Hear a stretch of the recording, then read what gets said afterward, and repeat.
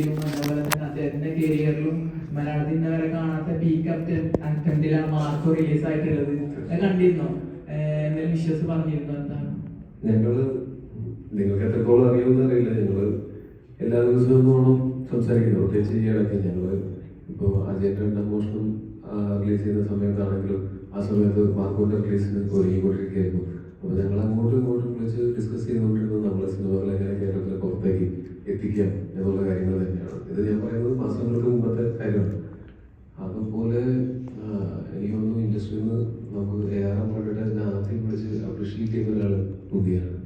അതല്ലാതെയും ഇപ്പോൾ മാർക്ക് കഴിഞ്ഞിട്ട് പിറ്റേ ദിവസവും ഞങ്ങൾ ഒരുമിച്ചുണ്ടായിരുന്നു. രാത്രി 1 മണി വരെ ഞങ്ങൾ ഒരുമിച്ചുണ്ടായിരുന്നു. ഇപ്പം ഇന്നും കൂടെ വൈകുന്നേരം കുറച്ച് നേരത്തെ ഞങ്ങൾ സംസാരിച്ചുള്ളൂ. ഉണ്ടി ഈ പടത്തിൻ്റെ ഇന്ന് രാവിലെ തന്നെ എനിക്ക് ഇപ്പം ഞാൻ മാർക്കോന്റെ തലേ ദിവസവും ഞാൻ ഓൾ ദി ബെസ്റ്റ് പറഞ്ഞ് പോസ്റ്റ് ഇടയ്ക്കും രാവിലെ തന്നെ ഞാൻ ഉണ്ണിയെ വിളിച്ച് ഓൾ ദി ബെസ്റ്റ് പറയുകയും ചെയ്തിട്ടുണ്ടായിരുന്നു. അതേപോലെ തന്നെ ഇന്ന് രാവിലെ ഉണ്ണി എനിക്ക് മെസ്സേജ് ചെയ്തിരുന്നു. ഇന്നത്തെ റിലീസിന് ഓൾ ദി ബെസ്റ്റ് ഒക്കെ പറയുന്നുണ്ട്. അതുപോലെ എന്താ പറയുക, ഞാൻ ഏറ്റവും സന്തോഷിക്കുന്ന ഒരു കാര്യം എന്ന് പറഞ്ഞാൽ ഉണ്ണിയുടെ ആസ്പിറേഷൻസും ഒക്കെ എനിക്ക് നല്ല കൃത്യമായിട്ട് അറിയുന്നതാണ്. ഞങ്ങൾ ഡിസ്കസ് ചെയ്തിട്ടുള്ളതാണ് ഒരുപാട്. ഒരുപക്ഷെ മറ്റാരും ഇവിടെ നിന്ന് അച്ചീവ് ചെയ്തിട്ടുള്ളതിനേക്കാളും കൂടുതൽ ഔട്ട് ഓഫ് കേരള ഒരു സിനിമയും കൊണ്ട് ട്രാവൽ ചെയ്യാനും അച്ചീവ് ചെയ്യാനായിട്ടും ഉണ്ണിക്ക് സാധിച്ചിട്ടുണ്ട്. അതിൽ ഞാൻ വളരെ ഹാപ്പിയാണ്. ആസ് എ ഫ്രണ്ട് ഞാൻ വളരെ പ്രൗഡാണ്.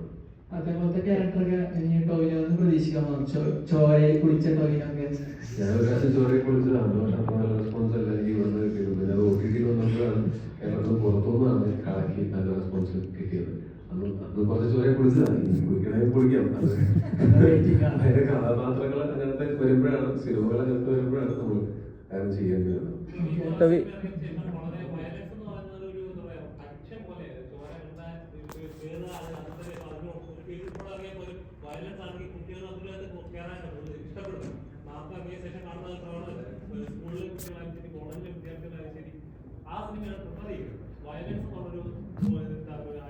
പക്ഷെ എനിക്ക് തോന്നുന്നു മാർക്കോ എന്ന് പറയുന്ന സിനിമ നല്ലൊരു സിനിമയാണ്. അതിന്റെ ടെക്നിക്കലിയും അതിന്റെ പെർഫോമൻസസും അതൊക്കെ കൊണ്ടാണ് ആ വയലൻസ് ഫിലിമുകളായിട്ട് തോന്നിയത്.